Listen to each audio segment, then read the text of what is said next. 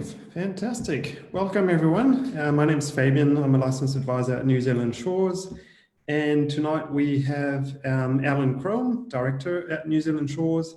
Hi, everyone. Also a licensed advisor, of course. And Charlotte Natush, another one of our team of licensed advisor. Hello. So, hey, everyone. Thanks for making time. So last night in New Zealand, the government announced that the lockdown we've been in for the last 6 weeks is being lifted to level 2, which for many New Zealanders, New Zealand businesses and workers means a return to some normality. Now, other countries may have a different lockdown scale. So just as a background, up until 2 weeks ago, New Zealand was in lockdown level 4, which kept people strictly at home in their family bubble, working remotely when possible, or not working at all. And movements were restricted to your own neighborhood, pretty much. Now, under the current level 3 lockdown, workers are still encouraged to work from home, unless it's not practically possible. But there's a much wider freedom of movement, as you can drive within the same region, but yet not too far. Under level 2, then, coming this Thursday, most New Zealanders, most Kiwis, will finally be able to return to work, but they will still have to meet certain health and safety procedures as instructed by the Ministry of Health. Teachers start on Thursday, like pretty much everyone else, but schools will only reopen next Monday to allow them a little more time to make arrangements and welcome students back next week. So, Alan, what does this level 2 mean for Kiwis and their everyday life? Yeah, hi everyone. So as far as level 2, it's been an announcement we've been looking forward to for the last 7 weeks. It's been, as everyone knows, I mean, lockdown level 4 basically means you're inside your house. We did have the privilege of being able to get outside and do a lot of exercise. Level 3 saw another wave of businesses opening. They estimate about 75% of the economy under level 3. Going to level 2 is seeing about 90% of businesses in New Zealand open. So we're really excited about that, particularly the businesses who can't operate remotely, the ones that need a shop front, if you like. So all retail is back open. Malls, restaurants, cafes, cinemas, gyms, playgrounds, and as Fabian mentioned, 100% schooling is back to 100% as of next Monday. So, yeah, I think the whole nation's really felt this, is really looking forward to this Thursday and level 2 coming along. So, Charlotte, more specifically, can we expect INZ, Immigration New Zealand staff, to return to work as per normal as well?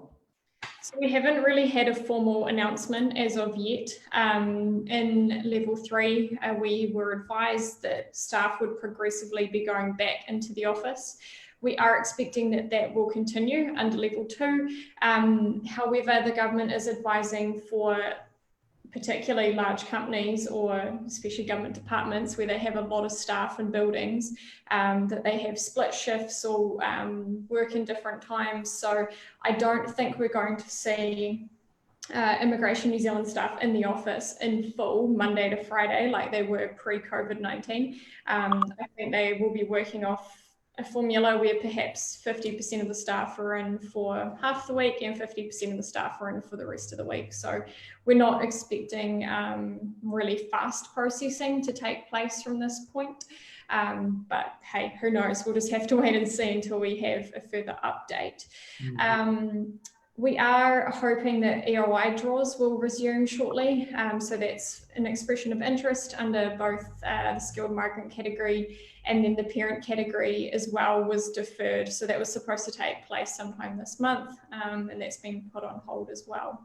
So yeah, we're hoping that all of these things will resume, but whether it's business as usual, we just don't know yet. Right, okay. So up until now, only certain categories of visas were prioritized for processing. Can we expect a few more categories to be looked at by Immigration New Zealand, a few different kinds of visa applications? I'm thinking perhaps all the people already on shore waiting for a visa to be processed? Yeah, we're definitely hoping so. Prior to, I guess, Thursday this week, Immigration New Zealand were only processing visas for people who were deemed as essential to the COVID-19 response, whether they were onshore or offshore. But yeah, come Thursday, we're hoping that visas in particular for people who are onshore who have applied for them either prior to lockdown or during lockdown are prioritised moving forward. So once again, no official announcement from immigration, but it's definitely what we can expect. We do know they are still prioritising visas for healthcare workers, visas for humanitarian purposes, post-study work visas, and partners of New Zealand citizens or residents. Their work visas and residence visas have also been prioritised. Right. There's another dimension to this, though. The fact that you have a visa doesn't necessarily mean that you're going to be allowed into New Zealand as an immediate consequence. We do have some travel ban in place, border restrictions. Alan, do you think there will be a prioritization of some sort to allow people with visas pending or visas approved to get into the country? Yeah, and that's the logical next step. Essentially, you know, it's just how soon that is. It's the golden question, really. I mean, but at the next wave of people that we'll see is the ones that hold visas from offshore. Again, it's our best guess at this point. I mean, immigration haven't really alluded to what that's looking like, but there have been quite a bit of noise out there regarding international student visas and anyone that holds a work visa from offshore. So, and there's a lot of people granted residence from offshore that need to arrive and get residence approved at the border. So we would, I mean, logically would expect those people to be the next cabs off the rank as far as allowed into the country. A lot of the tertiary and even the minister of the tertiary industry is alluding to international students in particular obtaining rights to come into the country, and we'd expect work visas and obviously residence holders that haven't arrived to go with that wave. It's just going to come down to how other countries are dealing with the virus and with their own containment of it. I mean, New Zealand has proven to be extremely effective of how we've done that. And I'd expect that those people coming into the country would need to go into a form of 2-week isolation before they're allowed out into the workforce or into study, and which I think would be perfectly acceptable. Most of those people are coming for a long time. So just looking forward to that next wave. We're expecting that in the next month or two, hopefully, and that's that's what we're gearing towards for sure. So more talking about New Zealand, or people in New Zealand at least. Now the lockdown, at least at level 4, was quite restrictive, and then the limitations were lifted at level 3, even more so at level 2, which is almost back to normality. But to ensure we don't go into further restrictions, what are the golden rules of level 2? Just to make sure we can contemplate at level 1 soon enough. Alan? So the golden rules are, it's really just, it's just social distancing and hygiene, really.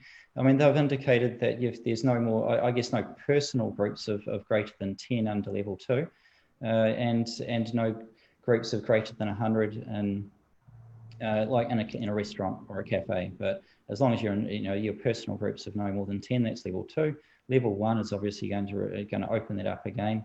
And level 1, we're expecting around 95% of businesses to be operating. And there's going to be a decision every 2 weeks. They'll be reassessing, seeing how things are going, and then making a decision. And it's been quite pleasing to see that level 3 to level 2 step within that 2-week time frame. So let's just see what happens in two further weeks from here. Great, fantastic. Thank you so much for your time, guys. As far as I'm concerned, I'm looking forward to having all the staff back in the office as soon as we're allowed, and we'll do another Facebook Live as soon as we hear more news from Immigration New Zealand. Thank you so much, and please post your questions through Facebook or email us via our website, and we'll get back to you as soon as we can. Thank you.